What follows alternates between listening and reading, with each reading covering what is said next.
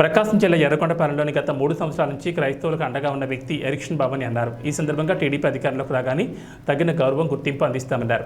ఎర్రగొండపాలెం పట్టణంలోని టీడీపీ కార్యాలయంలో ఎర్రగొండపాలెం నియోజకవర్గ పాస్టర్ సోదరులతో ఆత్మీయ సమావేశం నిర్వహించారు.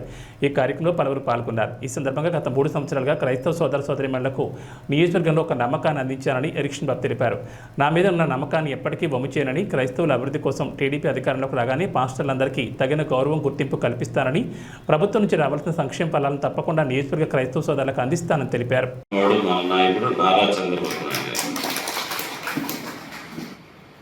ఎస్సీలకి హిందూ దేవాలయాలు ప్రవేశం లేదు. హిందూ దేవాలయ ప్రవేశం లేకపోతే ఎస్సీలందరితో కలిసి హిందువులు సహభక్తి భోజనాలు చేయాలా, హిందూ దేవాలయాలు వీళ్ళని తీసుకోవాలని ఎంఆర్ఓని ఎండిఓని జీవోలు ఇచ్చి మనందరినీ హిందువులతో సమానంగా సహపంక్తి భోజనాలు దేవాలయాల్లో తినిపించినటువంటి వ్యక్తి నారా చంద్రబాబు నాయుడు గారు. కూడా నారా చంద్రబాబు నాయుడు గారు ఆయన 42 సిఫార్సులతోటి ఈ రాష్ట్రంలో అస్పృశ్యతుంది మహానుభావుడు మన నారా చంద్రబాబు. ఈరోజు రాష్ట్రంలో తిరిగి ఇటు రైతాంగం, ఇటు ఉద్యోగస్తులు, నిరుద్యోగులు, దళిత వర్గాలు, వెనుకబడిన వర్గాలు, మైనారిటీలు, వీళ్ళ వ్యాపారస్తులు, వీళ్ళందరూ కూడా ఈ జగన్మోహన్ రెడ్డి పరిపాలనని చేదరించుకుంటున్నారు. ఈ పరిపాలనలో దగాపడ్డారు. అందరూ కూడా రాష్ట్ర వ్యాప్తంగా ఈ వర్గాలన్నీ కూడా చంద్రబాబు నాయుడు గారి మద్దతు తెలపాలని ఈరోజు అనుకుంటా ఉన్నాయి. కాబట్టి మేమందరినీ కూడా నేను ఒకటే కోరుకుంటున్నా, సమయం లేదు. దైవ జనుల కుటుంబం వ్యక్తిని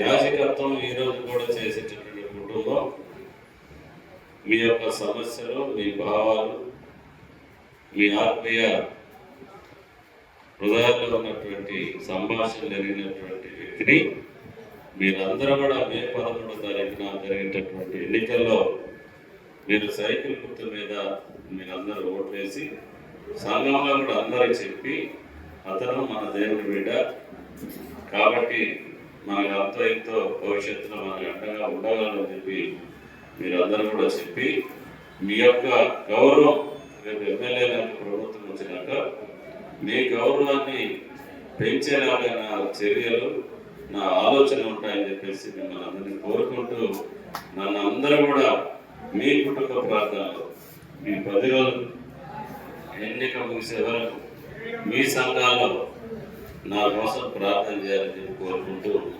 సెలవు తీసుకుంటున్నాను. తట్టుకొని దైవ కార్యక్రమాలు కానీ, దైవ సన్నిధిలో కానీ అంటే ప్రార్థన బలంతో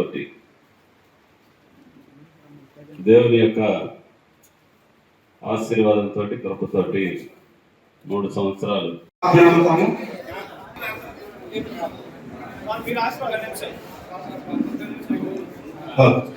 పరిశుద్ధుడా పరిశుద్ధుడా మీ ఘనమైన నామమునకై స్తోత్రములు స్తోత్రములు చెల్లించుకొనుచున్నా. మీ అనాదికాల సంకల్పము మానవుల పట్ల మీరు చూపించిన ప్రేమ కొరకై స్తుతులు చెల్లిస్తున్నా.